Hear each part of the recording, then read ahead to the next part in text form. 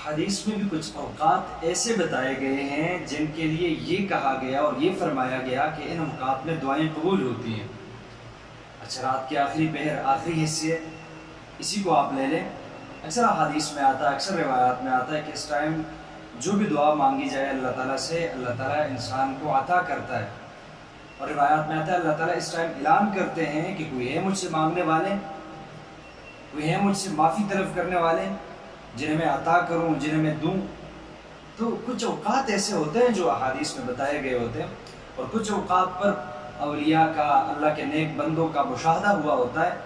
ان اوقات میں دعا قبول ہوتی ہے۔ ان اوقات میں جو بھی دعائیں آپ مانگیں، جو بھی اللہ تعالیٰ کے سامنے اپنے مناجات رکھیں، اللہ تعالیٰ آپ کی تمام تر مناجات ضرور قبول فرماتے ہیں۔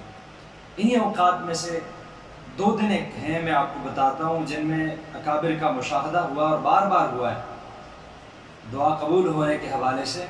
اس ٹائم دعا قبول ہوتی ہے۔ 9 اور 10 محرم کے دن ہے وہ۔ ٹائم کون سا ہے، وقت کون سا ہے، تو وہ بھی میں آپ کو بتاتا ہوں۔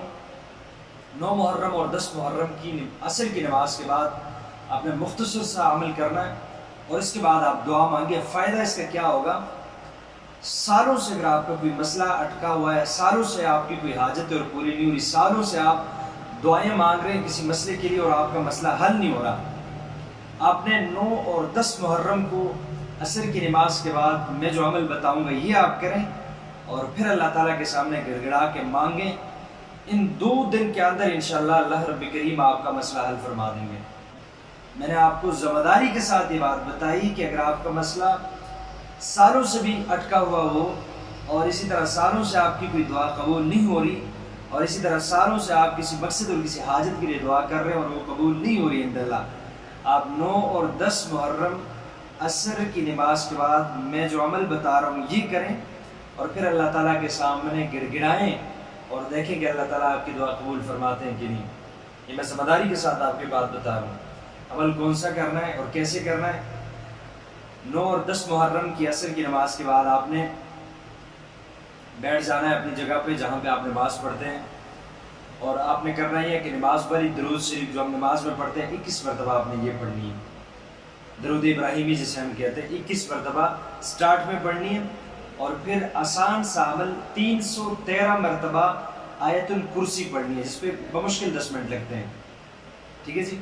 تو 313 مرتبہ آپ نے کیا پڑھنا ہے؟ آیت الکرسی پڑھنی ہے، اور پھر 21 مرتبہ آپ نے کیا کرنا ہے؟ درود ابراہیمی اینڈ پہ آخر میں پھر پڑھ لینی ہے۔ 2 دن ہیں آپ کے پاس، 9 محرم اور 10 محرم عصر کی نماز کے بعد، اور پھر دیکھیں اللہ تعالیٰ آپ کی دعاؤں پہ کن فرماتے ہیں کہ نہیں فرماتے ہیں۔ عمل کیسے کرنا ہے ایک بار پھر میں سمجھا دیتا ہوں۔